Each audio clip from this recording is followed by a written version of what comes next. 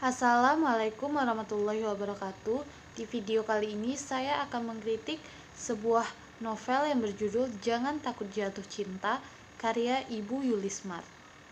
Saya akan mengkritik novel tersebut dengan pendekatan objektif, di mana pendekatan objektif merupakan pendekatan yang menitik beratkan pembahasannya pada karya sastra. Saya akan menggunakan teori struktural, di mana teori ini lebih menekankan analisis unsur-unsur intrinsik karya sastra. Dalam mengkritik novel Jangan Takut Jatuh Cinta karya Ibu Yulismar ini, saya akan lebih memfokuskan pada bagian pertama sampai bagian ke-6.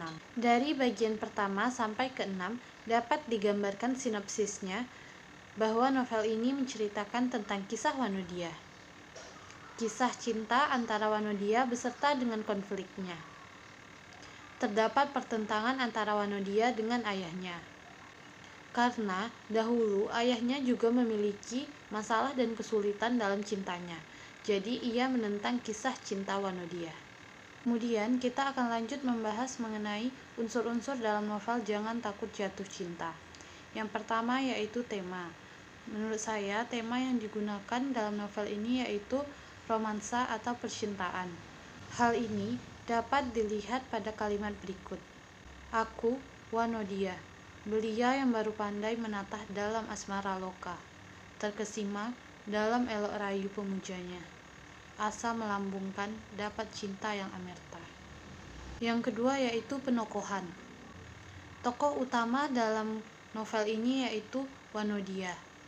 Wanodia merupakan karakter perempuan yang gigih dan keras kepala. Lalu yang kedua yaitu Dien.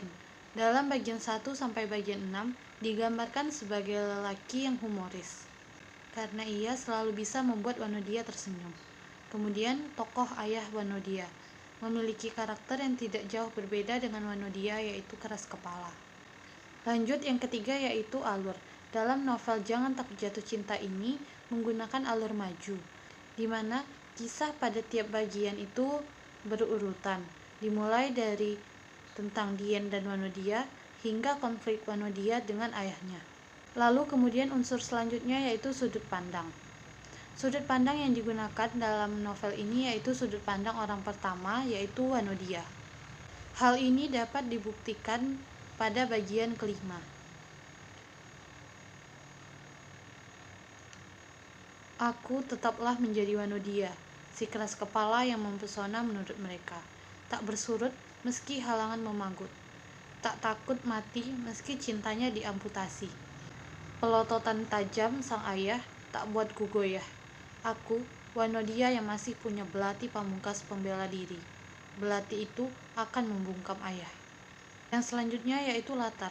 Latar terbagi atas 3, latar tempat, latar waktu, dan latar suasana. Untuk latar tempatnya yaitu ada di pantai. Lalu untuk latar waktu yaitu pada pagi hari. Dan untuk latar suasananya yaitu sunyi dan nyaman.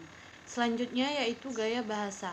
Dalam novel Jangan Takut Jatuh Cinta ini terdapat 3 gaya bahasa yang saya temukan, yaitu majas metafora, majas hiperbola, dan majas personifikasi. Majas metafora adalah majas yang menggunakan analogi atau perumpamaan terhadap 2 hal yang berbeda. Majas metaforanya yaitu coba asah kalbumu, katakan Baskara akan memberi senja yang memukau untukku, atau pantai akan memberiku pasir putih yang landai. Di kalimat tersebut, Wanodia berharap kekasihnya akan memberikan hal yang indah untuknya. Jadi, ia menggunakan objek benda untuk menggambarkan maksudnya. Selanjutnya, majas hiperbola. Majas hiperbola merupakan ungkapan yang terlalu berlebihan. Menurut saya yang termasuk majas hiperbola yang pertama yaitu gemulung ombak memecah bibir pantai nan landau. Di sini terlihat kalimatnya terlalu dilebih-lebihkan, di mana ada kata memecah bibir pantai. Kemudian yang kedua yaitu kusimak tiap helaian kata yang kau papar, kata dan mempesona di telinga, seolah buana raya akan menyulap seketika. Kalimat di sini juga terlalu dilebih-lebihkan, di mana katanya seolah buana raya akan menyulap seketika. Yang ketiga yaitu majas personifikasi. Majas personifikasi ialah ungkapan yang membuat seolah-olah benda mati seakan memiliki sifat bernyawa atau hidup. Yang termasuk majas personifikasi menurut saya yaitu aku, Wanodia yang masih punya belati pamungkas pembela diri. Belati itu akan membungkam sang ayah. Nah, belati adalah benda sejenis pisau runcing. Belati di sini digunakan untuk menggambarkan bahwa Wanodia memiliki alat untuk membelah dirinya. Padahal alat tersebut adalah dirinya sendiri, tapi diibaratkan belati. Lalu yang terakhir yaitu amanat dari novel Jangan Takut Jatuh Cinta ini. Amanat atau pesan yang bisa saya ambil dari novel ini yaitu bahwa kita boleh berjuang untuk memperoleh apa yang kita inginkan. Tentunya hal tersebut tidak menentang logika dan moral. Dalam novel ini juga memberitahukan kita agar jangan takut untuk jatuh cinta meskipun banyak rintangan dan tantangan yang harus dihadapi. Baiklah, itu tadi analisis unsur intrinsik dari novel Jangan Takut Jatuh Cinta. Selanjutnya saya akan membahas mengenai kelebihan dan kekurangan novel ini. Menurut saya, kelebihan dari novel ini terletak pada diksinya dan bahasanya, di mana pilihan diksinya sangat penuh estetika, banyak gaya bahasa dan kiasan yang digunakan. Selain ceritanya yang mengharukan, bahasanya juga sangat memukau. Penulisan novel dengan bahasa seperti ini harus diapresiasi, karena kaya akan kosakata yang penuh nilai estetis dan tentunya tidak mudah untuk menulis novel dengan gaya seperti ini. Meski begitu, menurut saya terdapat beberapa kelemahan dari novel ini, di mana mungkin bagi anak muda atau khususnya remaja akan sedikit sulit dalam memahami makna dari kalimatnya, karena terlalu banyak menggunakan bahasa kiasan atau gaya bahasa. Untuk memahami isi ceritanya sendiri membutuhkan waktu.